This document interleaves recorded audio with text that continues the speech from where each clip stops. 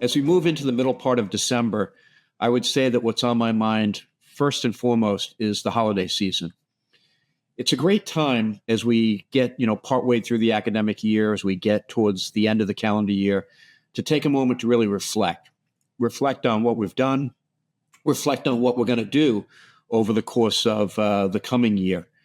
I think of it as a time coming out of the Thanksgiving season to really think about what we're grateful for, reflect upon that. I like to think about what we've maybe accomplished in the first 6 months of the academic year. I like to think about it as a time to really spend time with family, with friends, with colleagues. There's some celebration, but there's also some time to really think hard about maybe what's happened the past year. Sometimes we've lost people over the course of the past year, and the holiday season to me is an important time to reflect upon that. So maybe if I were to summarize what's on my mind, reflection. Think about how the year's been going. Think about the year ahead. I tend to do a fair bit of academic writing over the holiday season because it gives me a chance to really think about what I'm trying to accomplish in the next year.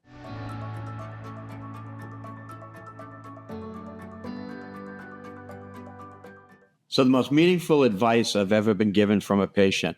Well, let me turn that question a little bit to the side. And what's the most meaningful advice about patient care I've ever been given? And I would attribute that to my good friend, the physician author, Abraham Verghese at Stanford, who liked to say when asked about taking care of patients, he says the most important attribute is to be present. And what Abraham was talking about is that sometimes when you're taking care of patients, you don't need to say much, you don't need to do much, but patients need to know that you're present, that you're there for them, that you're in the moment with them. Those are the important attributes of the physician or clinician-patient relationship that I think none of us who are practicing medicine should ever forget.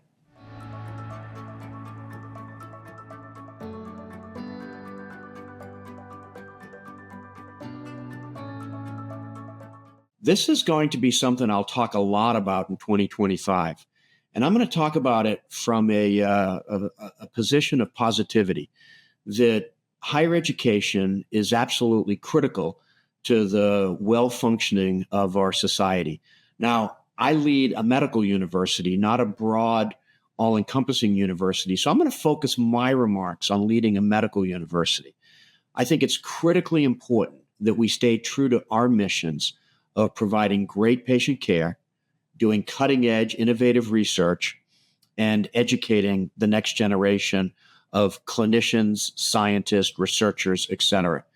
And yes, there's going to be change in Washington. Yes, there's going to be challenges. Yes, there's going to be challenges to some of the things that we're thinking about and wanting to do here at Weill Cornell. But at the end of the day, I think that those of us who work in higher ed on the medical school side are going to have to really be able to articulate to society, what's our value? Why is it important that we do science? Why is it important that we be driven by data to make clinical decisions? Why is it important that we provide access to healthcare for all? Why is it important that we have diverse medical school and PhD graduate school training courses? It's going to be incredibly helpful for all of us in leadership positions at medical universities to be able to stand up and articulate those things. So I want to be a positive voice for the importance of science, the importance of research, the importance of clinical care in a university setting.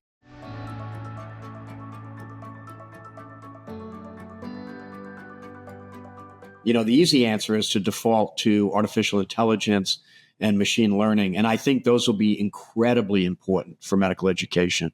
I think they're going to be important because they're going to make knowledge more accessible. I think they're going to help us take away some of the mundane parts of education that maybe will make it more scalable.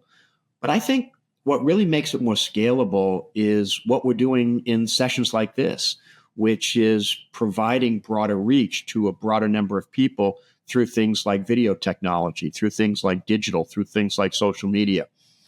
Those of you who have listened to this series know that I've been heavily influenced by Dr. Eugene Stead, the former chair of medicine at Duke from the 1960s and 1970s. Dr. Stead had a lot of great comments about medical education. One of them was, education is what you have left after you've forgotten the facts. And I think what Dr. Stead was getting at is that you ought to be able to teach people how to learn. And the real value of an education is leaving with a sense of lifelong learning and how you go after acquiring new knowledge when the knowledge that you've already acquired might be passé. He had another comment, which is never teach anything that you can look up. That was a tough thing to say in the 1960s, 1970s when it was hard to look things up. But think about how easy it is to find answers now with search, with artificial intelligence, ChatGPT. I think those are the kind of things that are going to expand and really scale medical education. So those of you who have listened to me talk know that I value greatly the importance of exercise. I value it for my physical heart health, knowing that the American Heart Association says we should all get 30 minutes a day for at least 5 days a week of moderate exercise to contribute to heart health. And I also do it for my own psychological and mental well-being. Whenever I exercise, it just gives me just a good feeling that I'm both taking care of myself physically, but I'm also giving myself a mental and emotional break from maybe some of the stressors of the day. So how does one do it? I'm a big believer that you have to schedule exercise time just like you do anything else. And for me, I'm an early riser. So I like to get up, have some coffee, read a little bit of the newspaper, particularly the Boston Globe sports page, and then I go exercise. And I feel like if I can start my day with exercise, then I'm in a good mood. If you leave exercise not scheduled, if you say, you know what, I'll get to it later today, I can assure you that for me, that's difficult. Things come up. I'm just not able to squeeze it in. It's something that's easily dropped if you have a conflict.